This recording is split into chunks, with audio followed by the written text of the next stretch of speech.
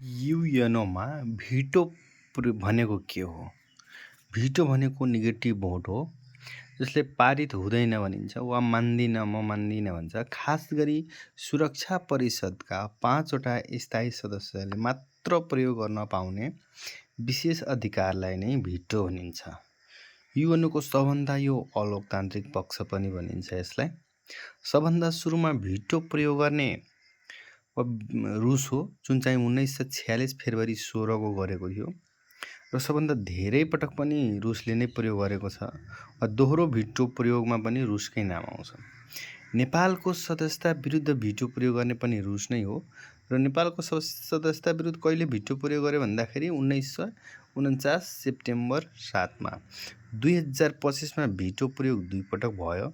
2 पटक अमेरिकाले गरे। 2024 मा 7 पटक र 2023 मा 5 पटक भएको छ यो। त्यस्तै हालसम्म थोरै पटक भिटो प्रयोग गर्ने मुलुक फ्रान्स रहेछ, 16 पटक। यो भिटो युएनओ सम्बन्धी एकदमै महत्त्वपूर्ण जानकारी रहेको छ।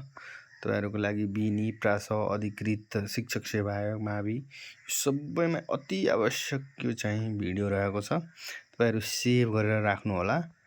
यो तपाईले अन्य अरु ठाउँमा नपाउन पनि सक्नुहुन्छ। त्यही भएर यो भिडियो आफ्नो साथीहरुलाई शेयर गर्नु होला र यो च्यानललाई यस्तै मिठो र एकदम अति महत्त्वपूर्ण जानकारीको लागि च्यानललाई सब्स्क्राइब गरिदिनु होला।